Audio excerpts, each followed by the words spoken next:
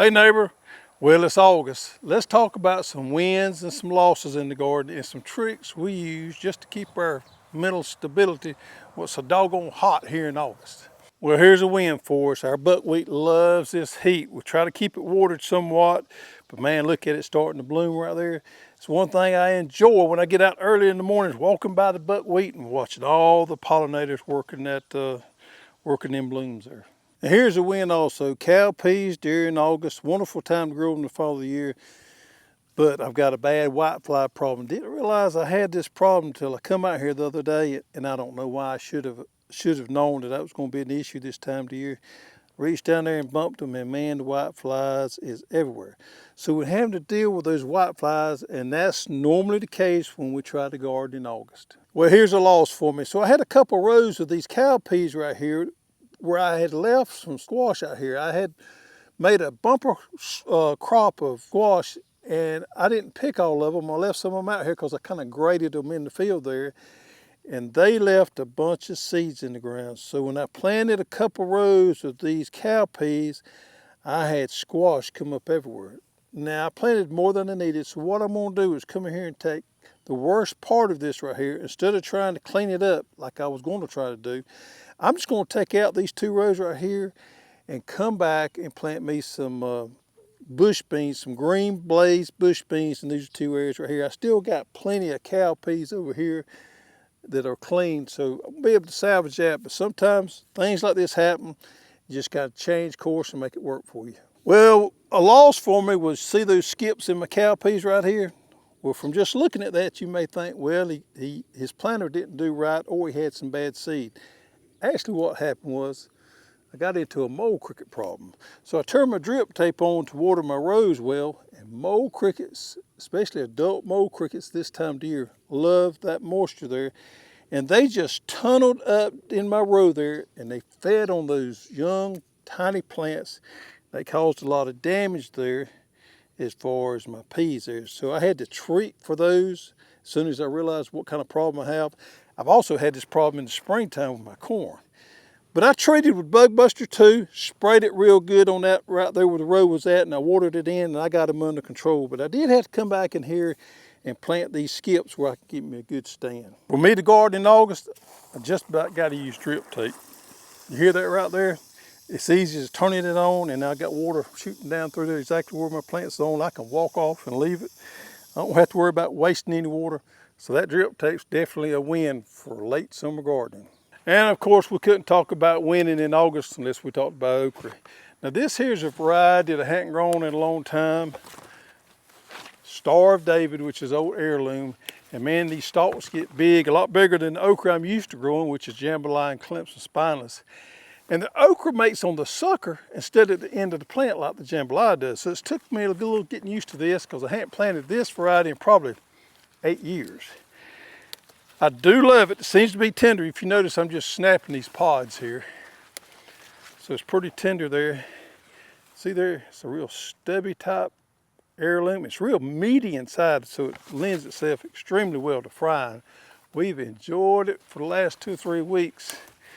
And it didn't take a lot of it. You know, just a small pile of it will make a lot of fried okra. We even fried some fish the other night, and I fried me some okra along with it. So growing okra, when it's hot, when it's dry, definitely in winter. You want to get out here and harvest it when it's cool, early afternoon or early in the morning. I like to keep it watered. Of course, I got drip underneath this right here, and that drip helps to keep these things nice and tender, so I just walk through there and snap them off. If it was dry, I'd have to get my knife off and cut them. And another win is growing us a patch of zinnias right here. We're growing these zinnias as a cover crop, pollinator friendly crop here. I don't use drip irrigation a lot of times when I'm growing them for that reason. So we're overhead irrigating them, having to keep them nice and watered during this hot weather to keep them dry, keep them from stressing so much. But they'll be really enjoyable when they start to bloom. We walk by here and pick up some flowers, watch the bees and the pollinators work them. And also we can, use it as a cover crop to scavenge some of those nutrients. Speaking of mole crickets, I got some active in my zinnias right here. You see that tunnel right there, how it's pushed up there? That's a telltale sign that that is an adult mole cricket. You can take your little finger and follow the trail there. Most time they work at night, but they'll work all in here. They love this fresh soil, and they'll get over here and feed on these zinnias and some of these weed seeds, and they can cause a lot of damage. Now in this situation right here, I'm not gonna worry about them a whole lot, but if this was freshly planted, yeah, I would be. I'd probably have to treat because they would devour some of my rows right there. Well, this definitely is a win for me this year. Grew these African drum gourds out here, and what I did, I had a lazy garden kit, the 15 by 30 that I'd used during the early spring that I grew some brassicas and stuff on. So I just left it there, cleaned it up, and I come in here and planted these Africa drum gourds in here. Now folks, the only thing I did, and this was intentional, the only thing I did was inject the fertilizer through here with the Hoss fertilizer injector a few times. I didn't do anything else, hence the name Lazy Garden System. But I planted these African drum gourds all over the whole thing there, and they've been pretty productive for what an African drum gourd will be, and have grown some nice ones. They get really close to harvest time right here. And I want to show you a little bit about these gourds because this is my first time growing them. These things get huge and really nice. They're heavy. And the skin on these things right in here is thick. So this is a very durable gourd. We're gonna have to let them dry out. They'll get brown, and then we'll cut the top side of it, clean the inside out. Now what we're gonna do with them, heck, I don't know. But there's a lot of things we can do with them. I've actually Googled on the computer a few times about making the African drum gourds, which I think is really cool. Now, am I musically inclined? Heck no. But I thought it'd be nice to do that. What they do, after they dry down, they'll cut this part off, clean them out, and then they turn around and cut them around right here, and they put some type of leather, goat skin over that to make a drum out of it. But you know what? I don't know. People that's crafty would know, but there's all sorts of things you could do with these type gourds. Probably the thickest skin of gourd if I know of, probably the most durable, but they've just been fun to grow. Not something I would grow every year, but it's nice to sprinkle them there every now and then.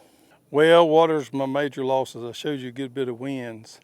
You know, I really haven't got as much done in the last few weeks since it's been so hot that I wanted to get done. I don't have as much planted, and I got more weeds than I really care to admit. Just hadn't felt like getting out in this hot weather, getting things done like I have in the past. Just hadn't been energized. So that is kind of a loss for the month of August for me. Now here in the deep south we can count on hot weather in about the second week of September. Now if you got any age on you, you'll know exactly what I'm fixing to tell you.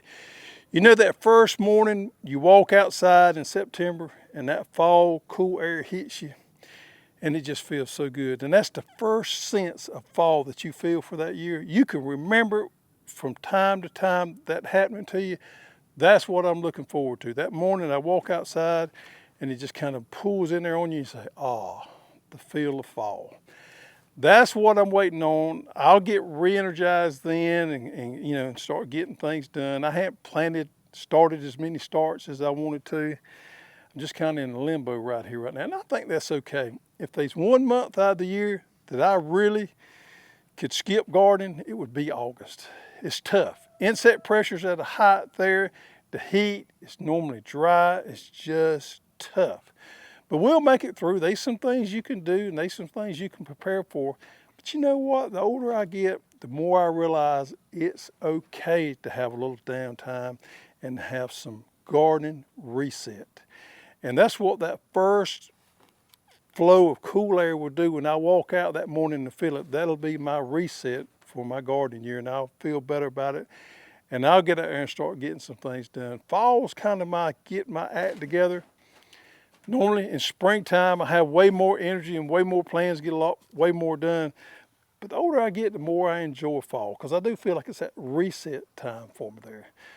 So if you're like me, enjoy the moment. Don't get all stressed out if you don't get everything done that you had planned done. Enjoy every day. As the older I get, the more I realize, you know, we just got to enjoy the moments in the day and not get frustrated by some things that we out of our control. And this heat that we've been having the last few days, I can promise you is out of our control.